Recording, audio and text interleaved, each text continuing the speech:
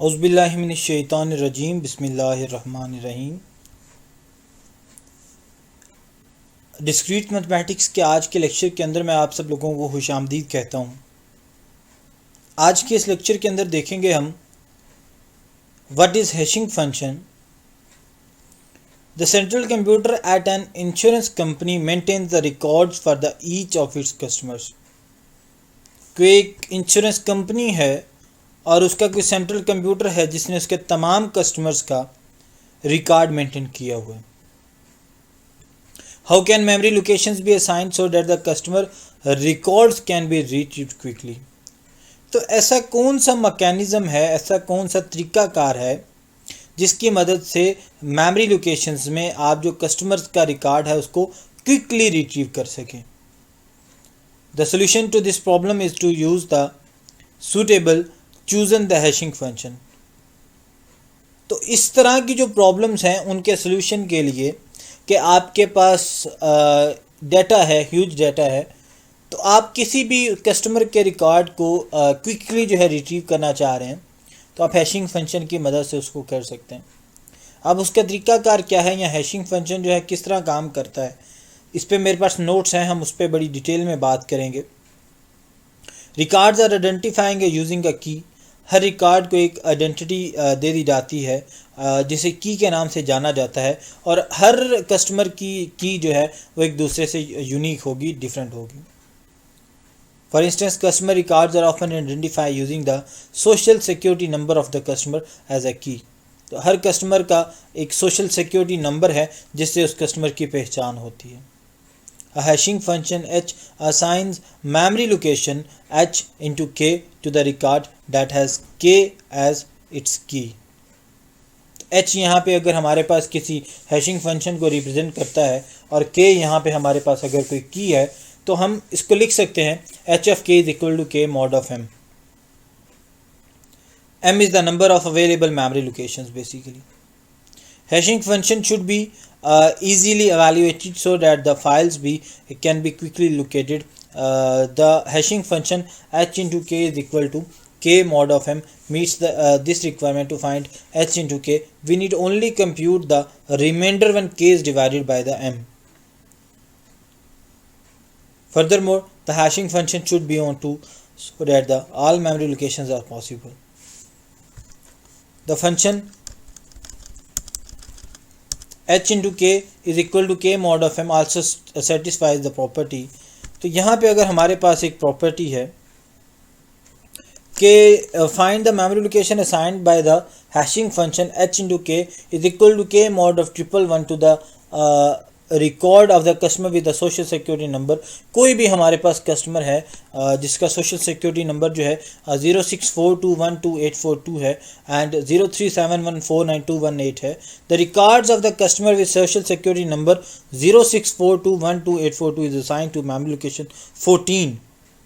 क्योंकि जब आप इसका 111 के साथ मॉड लेंगे तो आपके पास जो वैल्यू आएगी वो 14 आएगी। तो वो मेमोरी लोकेशंस जो लेगा, ऑक्यूपाई करेगा, उसे जो असाइन की जाएंगी, जो सोशल सिक्योरिटी नंबर है आपका, इसको जो मेमोरी लोकेशन असाइन की जाएगी वो 14 की जाएगी।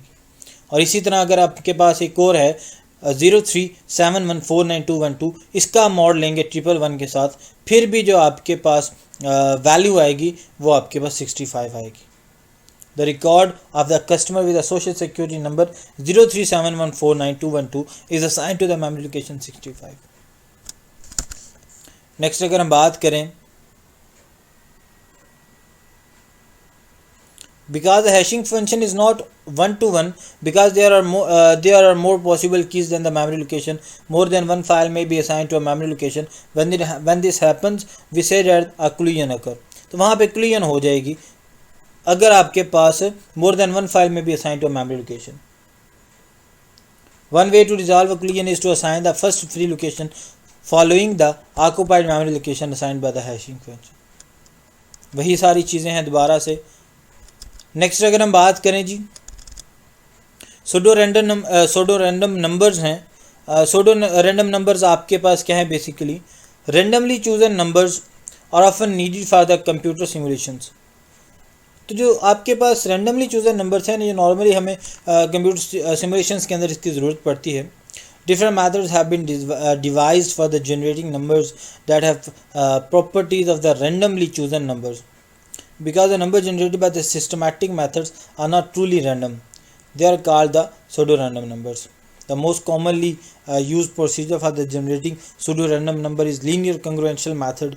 तो इसके लिए जो हम pseudo numbers जनरेट करने के लिए जो मेथड इस्तेमाल करते हैं उनमें जो सबसे कॉमन है वो लीनियर कंग्रुएंशियल मेथड है. इसको हम देखते हैं आगे.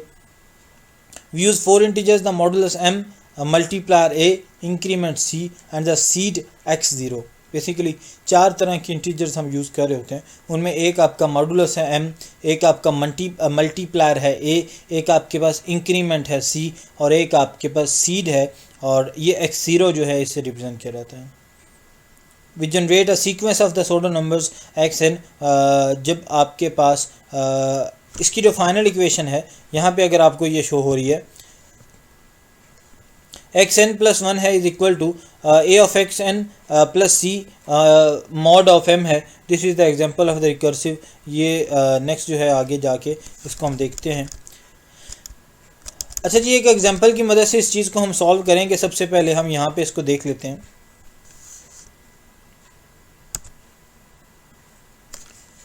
ये है जी आपके पास,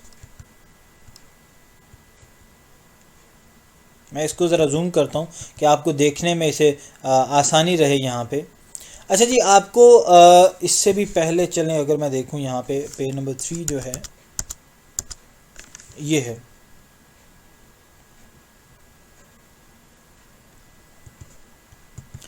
आपसे एक वैल्यू आपको दे दी गई है. सोडो नंबर जनरेटर है जी xi प्लस 1 है is equal to 3xi plus 6 mod 10 with x not is equal to 1. यहाँ पे जो इनिशियल वैल्यू है इसकी ये आपके पास 1 है और इसका जो सोल्यूशन है वो हम आगे देखेंगे.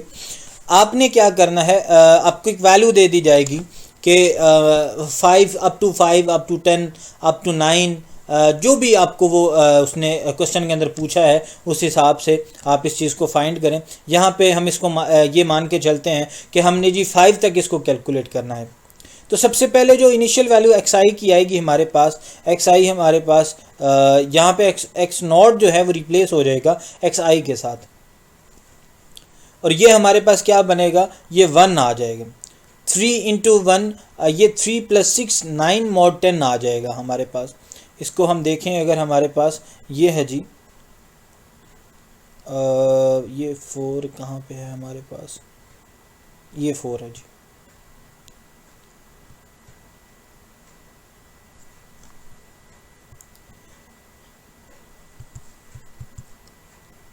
तो मैंने पहले आपसे कहा कि सबसे पहले हमारे पास xi plus 1 is equal to 3xi plus 6 mod of 10 है. तो ये आपने इस तरह का एक टेबल सा बना लेना है.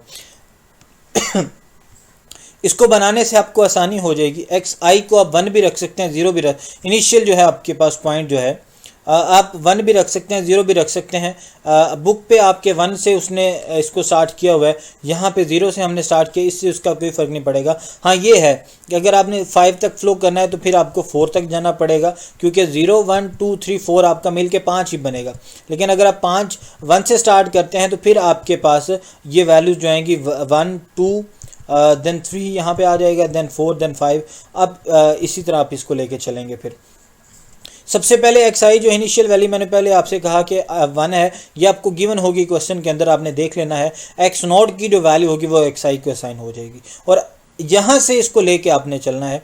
1 आ जाएगा यहाँ पे, 1 जब यहाँ पे आएगा xi की जगह पे भी दोबारा से 1 आ जाएगा और इसको जब हम सॉल्व करेंगे ये आ जाएगा 3 into xi 1 plus 6 mod of 10 आ जाएगा आपके पास.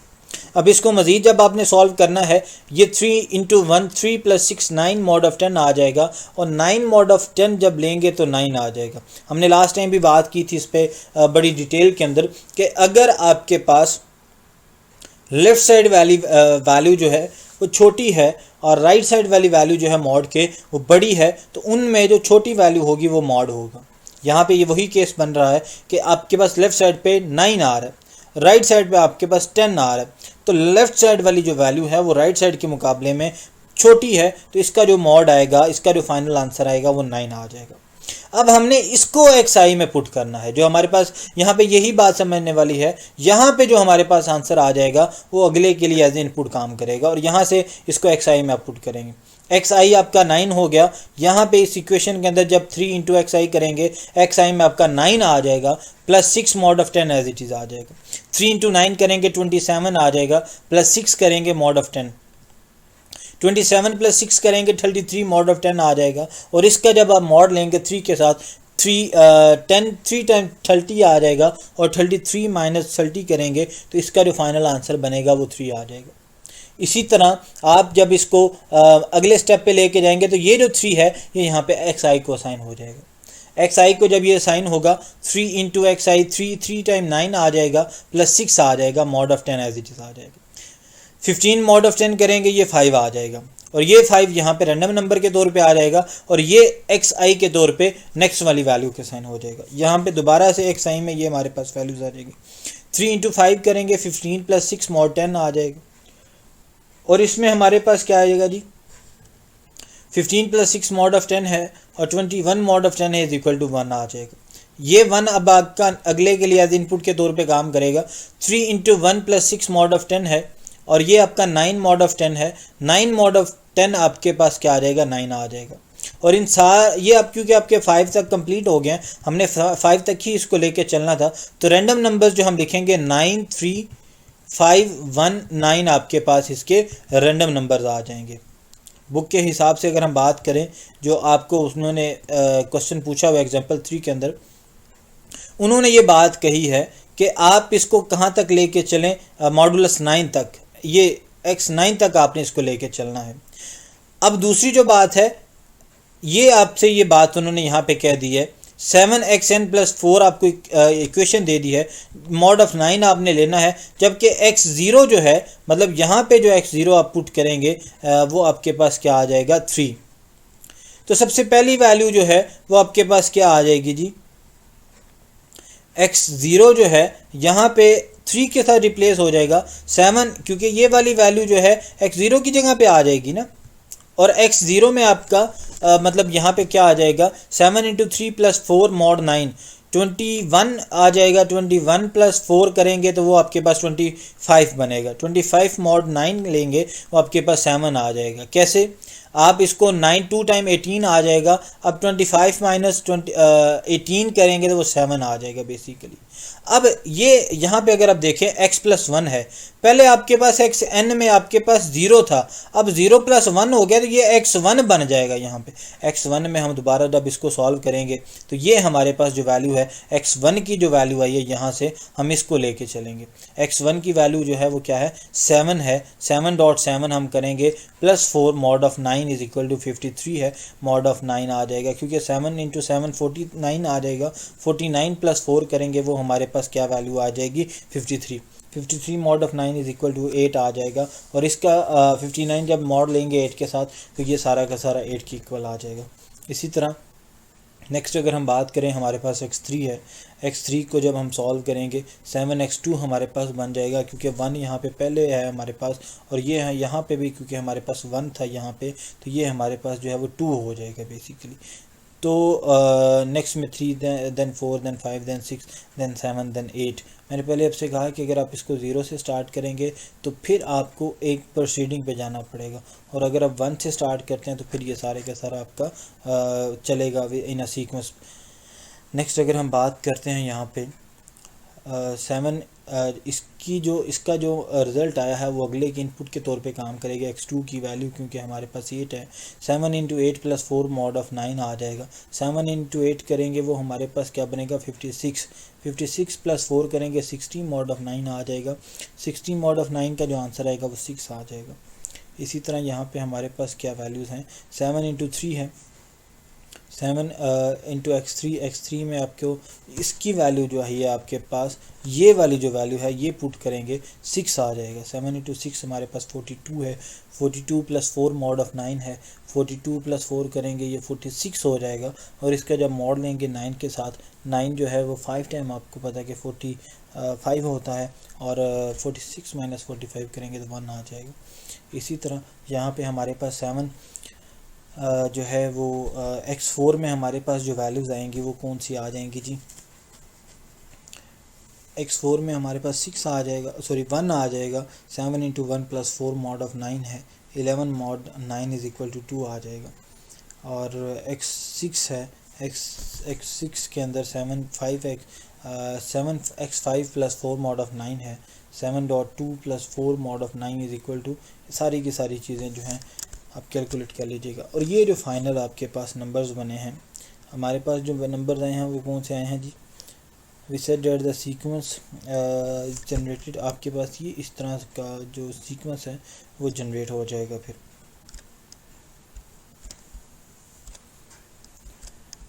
उसके बाद ये जो हमारा नेक्स्ट टॉपिक है वो चेक डिजिट्स पे है। बेसिकली चेक डिजिट्स जो हैं आपके, congruencies are used to check for the errors in the digit sequence। आपके पास congruencies को यूज़ किया जाता है कि अगर कहीं पे कोई एरर वगैरह तो नहीं आ रहा जो स्ट्रिंग आपको दिया गया है। और common technique for detecting the errors in such string is to add an extra digit at the end of the string. तो इसके लिए एक बड़ी कॉमन सी टेक्निक है कि एरर को डिटेक्ट करने के लिए कि उसके एंड पे जो भी नंबर आपके पास है एक एक्स्ट्रा डिजिट ऐड किया जाता है। दिस फाइनल डिजिट और the check digit is calculating using a particular function. तो उस जो फाइनल डिजिट को या चेक डिजिट को कैलकुलेट किया जाता है with the help of some specific function. एक खास फंक्शन होता है। To determine whether the digit string is correct, a check is made to see whether this final digit the correct value। तो उस चीज़ को चेक करने के लिए, डिटरमाइन करने के लिए कि जो डिजिट स्ट्रिंग आपका है वो क्या दुरुस्त है, एक चेक बनाया जाता है जो ये बताता है कि क्या आपका जो फाइनल डिजिट वाली वैल्यू है वो सही है या नहीं। We begin with an application for this idea for checking the correctness of bit string। इसके लिए कुछ एप्लीकेशंस हैं। पैरिटी चेक बिट से नाम से यूनिवर्सल UPC है, यूनिवर्सल प्रोडक्ट कोड है और ISBN नंबर्स हैं। तो हम इन तीनों को अलग अलग से देखेंगे यहाँ पे। सबसे पहले हम देखते हैं कि जो हमारे चेक डिजिट्स हैं उनमें क्या चीज़ें आती हैं। यहाँ पे ये यहाँ पे जी, इस पे मैंने कुछ नोट्स रखे थे आप लोगों की आसानी के लिए। Check digits are basically check digits are important because they offer us the possibility to verify a sequence of numbers and we can verify if a sequence we received is correct or no। Basically check digits आपके पास एक ऐसे इसलिए important होते हैं कि ये आपको ऑफ़र करते हैं पॉसिबिलिटी कि आप वेरीफाई कर सकें जो सीक्वेंस ऑफ नंबर्स आपको मिले हैं क्या वो सही हैं कि नहीं हैं, कहीं उसमें कोई रद्दो बदल तो नहीं। बाद में ऐसा होता है कि जो third party in between person है उसने उसको चेंज कर दिया होता है, तो कहीं ऐसा तो नहीं है। तो इसकी इम्पोर्टेंस क्या है, बहुत सी ऐसी एप्लीकेशंस हैं, बार कोड है, अकाउंट नंबर्स हैं बैंक के या दूसरे जो आपके अकाउंट से नंबर होते हैं, ISBN नंबर्स हैं, जो मनी ऑर्डर्स हैं या एयरलाइन जो टिकटिंग वगैरह है, तो उसमें आप इसका प्रैक्टिकल यूज़ देख सकते हैं। आपको ये सारी की सारी चीज़ें वहाँ पे देखने को मिलेंगी।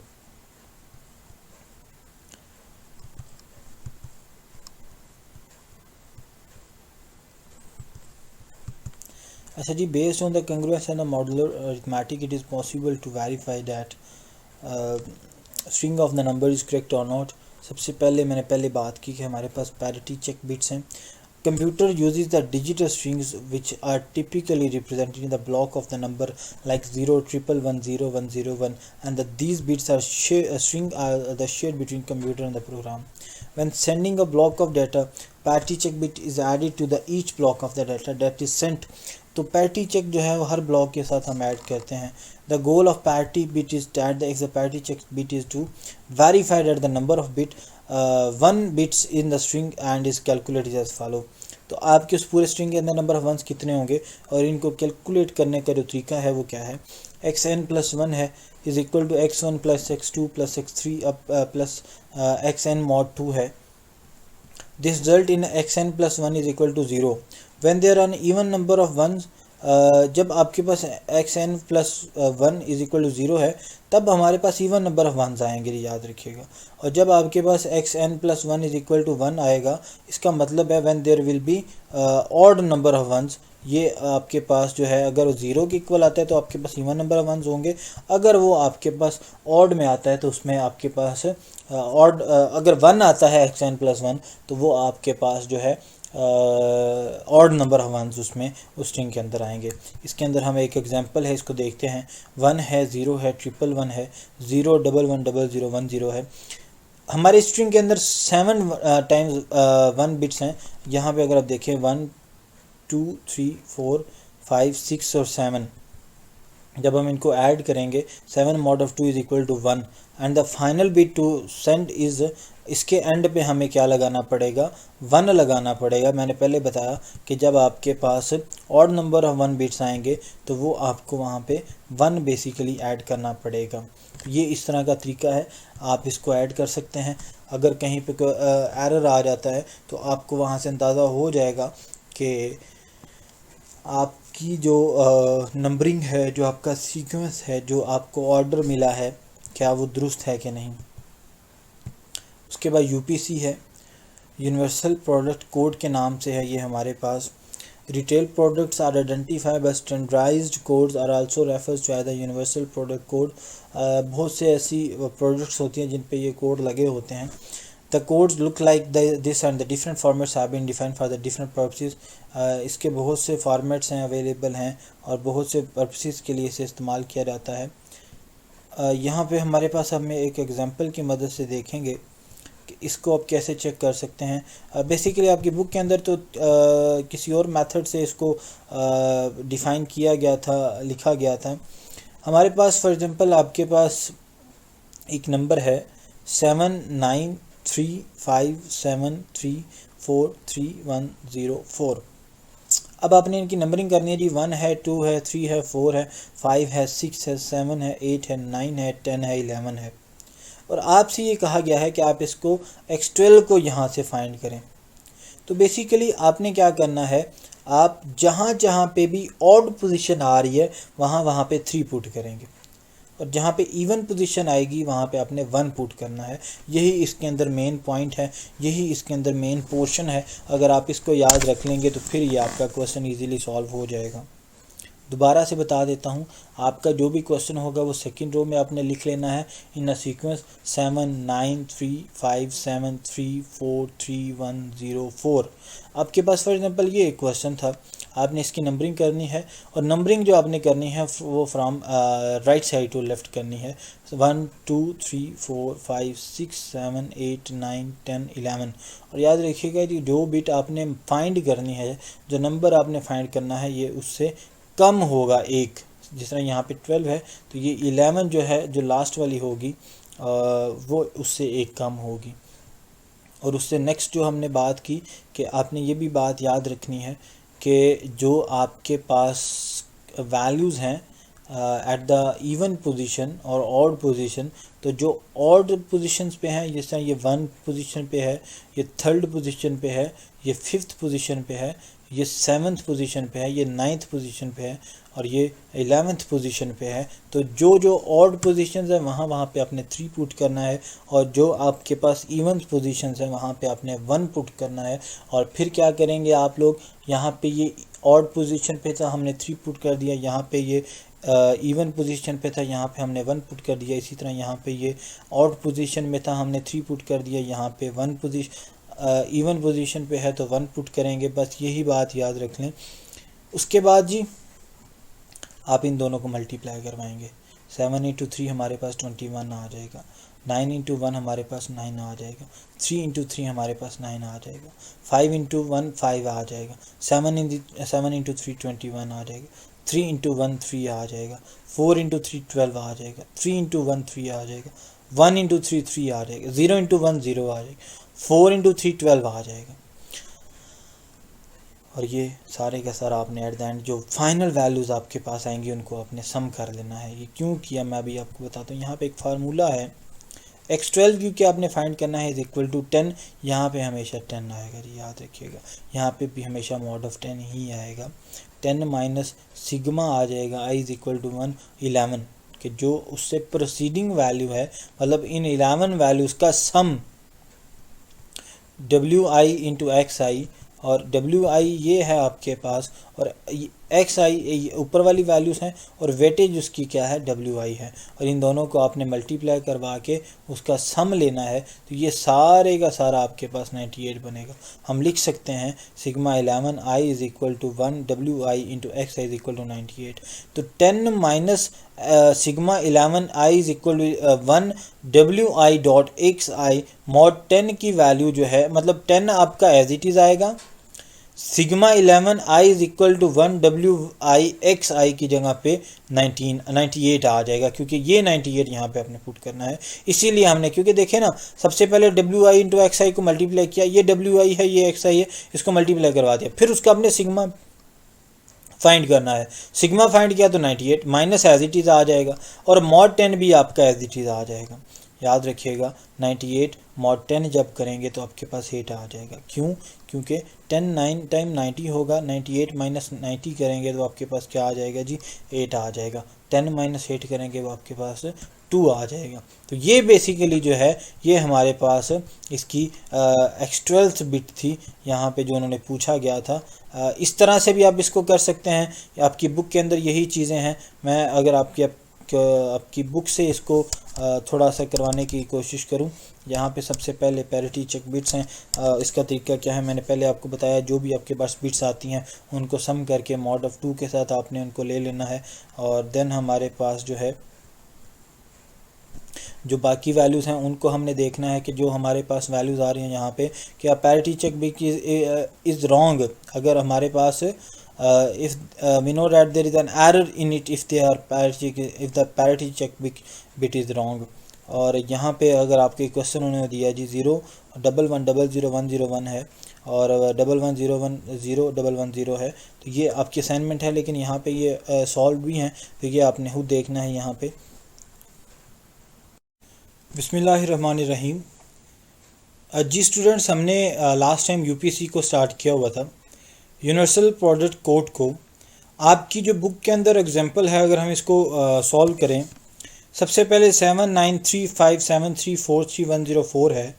तो मैंने आपसे कहा कि आपने इन वैल्यूज़ को एक टेबल की फॉर्म में लिखना है। यहाँ पे सबसे पहली वैल्यू जी, देन आपके पास सेकंड आ जाएगी, देन थर्ड आ जाएगी, देन आपके पास फिफ्थ आ जाएगी, देन आप 5 के बाद 7 है, देन 3 है, देन 4 है, देन 3 है, देन 1 है, और देन 0 है। यहाँ पे एक जो है वो कम है, हम इसको टू द राइट आ जाएगा, और यहाँ पे आप इसको ऐड कर लें जी 4 आ जाएगा।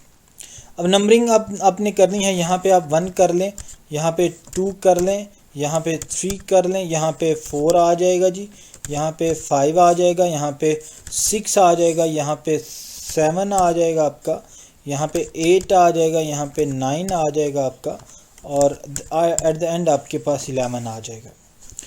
अब आपने क्या करना है, जो आपके पास ऑड पोजीशंस हैं वहाँ पे आपने 3 पुट करना है, और जो आपके पास इवन पोजीशंस हैं उनके लिए आपने 1 पुट करना है। यहाँ पे आपके पास क्योंकि ये ऑड पोजीशंस पे है, 1th पे है, तो ये आपका 3 आ जाएगा, ये 1 आ जाएगा, ये 3 आ जाएगा, ये 1 आ जाएगा, ये 3 आ जाएगा, ये 1 आ जाएगा, ये भी 3 आ जाएगा, ये 1 आ जाएगा, 3 आ जाएगा, 1 आ जाएगा, और देन आपके पास 3 आ जाएगा।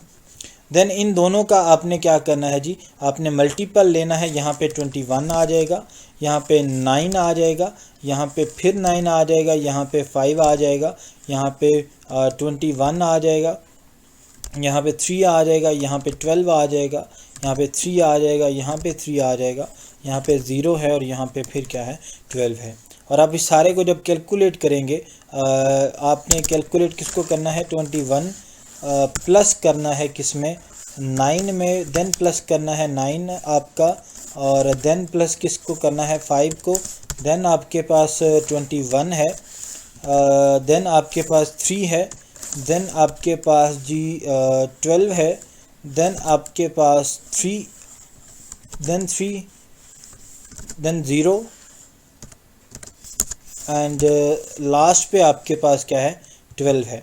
अब इस सारे को जब आप लोग सम करेंगे तो ये आपका किसके इक्वल आएगा, this will be equal to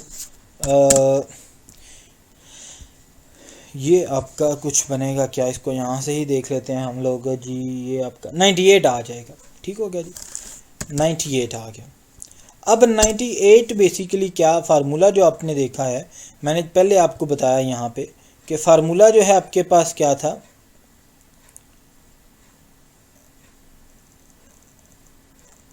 ये बेसिकली कि 10 minus sigma n i is equal to 1 डब्ल्यू i into x I mod of 10। तो आपके पास ये सारी वैल्यू आ गया, यहाँ पे आप 98 पुट करेंगे, 10 minus 98 mod of 10, 98 mod of 10 2 आ जाएगा, सॉरी 8 आ जाएगा, 10 माइनस 8 करेंगे तो 2 ही आएगा। अब बुक से भी देखें तो इसका आंसर बेसिकली 2 ही आ रहा है कि चेक डिजिट बेसिकली आपके पास क्या होगा जी 2 होगा। तो अगर आप इस तरह से करना चाह रहे हैं या उस मेथड से करना चाह रहे हैं, ये आप पे है। और सेकंड जो ये वाला जो पोर्शन है ये आपने खुद से करना है। नेक्स्ट अगर हम बात करें, हमारे पास जी ISBN नंबर है। ISBN क्या है, basically all books are identified by an international standard book number ISBN 10 digit code X1 X2। अच्छा, इनमें अगर आप देखें वहाँ पे हमारे पास क्या था, बेसिकली प्लस था, इनमें आपके पास मल्टीप्लाई आ रहा है, there is no any sign between the X1 and 2। तो up to X10 assigned by the publisher recently 13 digit code known as ISBN 13 was introduced to identify a large number of published books। तो दोनों तरह से ये हमारे पास available है, 10 की form में भी है, 13 की फॉर्म में भी हैं। हम नॉर्मली इसको 10 की बेस पे ही लेके चलेंगे क्योंकि जो 13 वाला है वो लेटेस्ट है। और यहाँ पे अगर आप देखें, मैं इसके ये है हमारे पास यहाँ पे ISBN पे books are identified with a special design book identification system which is called the international standard book number, and you can find all information about the book when you know it। तो जब आप मतलब उसके बारे में जानना चाह रहे हैं तो आपको अगर उसके ISBN नंबर के बारे में पता है तो आप उस बुक के बारे में सारा कुछ जान सकते हैं। And ISBN number 10 and ISBN 13 exist, दोनों तरह के ISBN नंबर एग्जिस्ट कर रहे हैं, 10 भी एग्जिस्ट कर रहा है, 13 भी जो है वो एग्जिस्ट कर रहा है। लेकिन हम जो नॉर्मली लेके चलेंगे वो हम लेके चलेंगे जी आपके 10 वाले को, क्योंकि ये ओल्डर है, 13 जो है वो लेटेस्ट है, इसी को हम बेस बना के चलेंगे।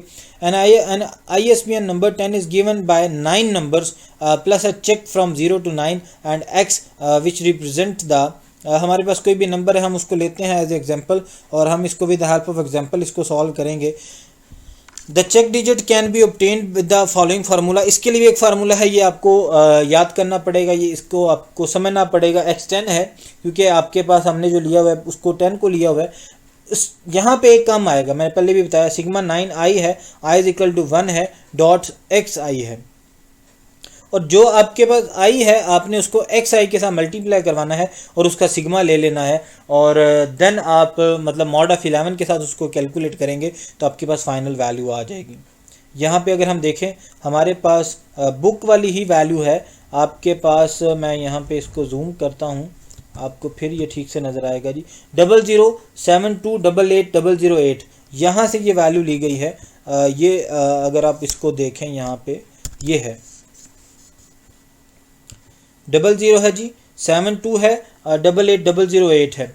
अब इसमें कहते हैं जी आप ये बताएं कि the first 9 digits of the ISBN number ISBN 10 of the 6th edition of this book are 0072880008। What is the check digit, और आपने इसकी चेक डिजिट जो है बतानी है। तो उसको बताने का तरीकाकार क्या है, सबसे पहले आपने क्या करना है, आपने 0 को 1 से मल्टीप्लाई करवाना है, देन जो सेकंड है उसको सेकंड के साथ, थर्ड को थर्ड के साथ, फोर्थ को 4 के साथ, फिफ्थ को 5 के साथ, सिक्स्थ को 7 के साथ, एट्थ को 8 के साथ, और 9th को 9 के साथ और 10th को 10 के साथ मल्टीप्लाई करवाना है।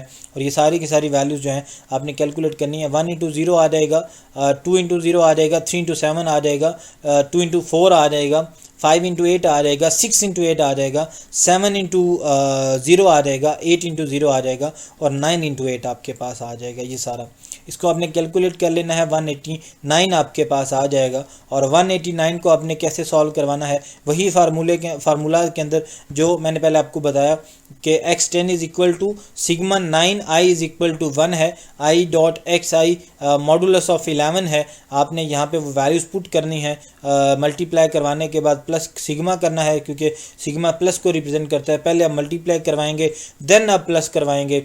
आई जो है बेसिकली आपके पास वो नंबर्स हैं सीक्वेंस के अंदर, और एक्स आई में आपके पास क्वेश्चन वाली वैल्यूज़ हैं, उनको मल्टीप्लाई करवाने के बाद आपके पास 189 आ जाएगा। और मॉड ऑफ 11 जो है ये फिक्स है, यहाँ पे ये कॉमन रहेगा सारे केसेस के लिए। और यहाँ पे जो आपका 189 मॉड ऑफ 11 आएगा, क्योंकि 11 17 टाइम 187 होता है, तो इसका भी जो आपके पास मॉड आएगा वो 2 आएगा। और यहाँ पे जो hence the x10 is equal to 2 final answer आपके पास आ जाएगा।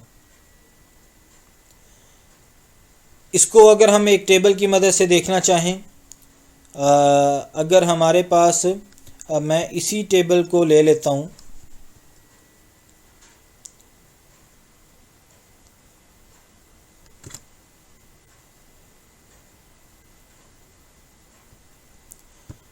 हम यहाँ पे इसको ड्रॉ कर लेते हैं जी।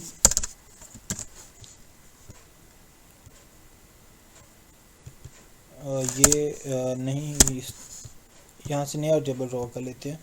और ये हमारे पास कितना हमें चाहिए जी, चलें इसको ले लेते हैं हमें अभी के लिए। और इसको यहाँ से है, क्योंकि ये हमारा क्वेश्चन नहीं है, यहाँ से जो हमारा क्वेश्चन है हम उसको ले लेते हैं। क्वेश्चन में हमारे ये वैल्यू है जी, ये आ गई। यहाँ से इसको कॉपी कर लेते हैं और वर्ल्ड में पेस्ट कर ले। अच्छा ठीक हो, अच्छा जी, ये आपके पास जी, इसको थोड़ा सा साइज़ में हम लोग बड़ा कर लेते हैं। अच्छा जी, आप इसको कैसे लेके चलेंगे, यहाँ पे अगर आप देखें तो ये वैल्यूज़ आपके पास आ जाएंगी। 0 है, देन 0 है, देन 7 है, देन 2 है, देन 8 है, देन 8 है, देन 0 है, देन 0 है और देन आपके पास 8 है। अब इनको आपने मल्टीप्लाई करवाना है। यहाँ पे जो मल्टीप्लाई करवाएंगे 1 से करवाएंगे, यहाँ पे 2 से, यहाँ पे 3 से, यहाँ पे 4 से आपको करवाना पड़ेगा, यहाँ पे 5 से, यहाँ पे 6 से, यहाँ पे 7 से, यहाँ पे 8 से, यहाँ पे 9 से। अब इनका जो फाइनल आंसर बनेगा 0 आ जाएगा, ये भी 0 आ जाएगा, ये आपका 21 आ जाएगा, ये आपका 8 आ जाएगा, ये आपका 40 आ जाएगा और ये आपका 48 आ जाएगा और ये भी 0 हो जाएगा, यहाँ पे ये भी 0 हो जाएगा और ये आपका बनेगा जी 72। अब इस सारे को आपको सम करना पड़ेगा और इसको जब आप सम करेंगे तो ये फाइनल आपके पास जो वैल्यू आएगी वो आ जाएगी, यहाँ पे अगर देखें इसको 189 आ जाएगा जी। 189 को आपने क्या करना है, 189 मॉड करना है किसके साथ जी, 189 मॉड करेंगे आप किसके साथ, 11 के साथ। 189 मॉड 11 के साथ करेंगे तो जो फाइनल आंसर आपके पास आएगा वो 2 आएगा।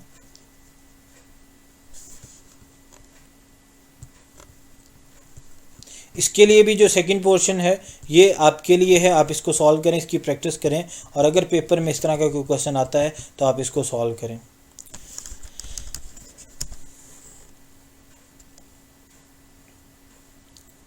ये है जी, यहाँ पे आपको ये एक्सरसाइज यहाँ पे दी गई है।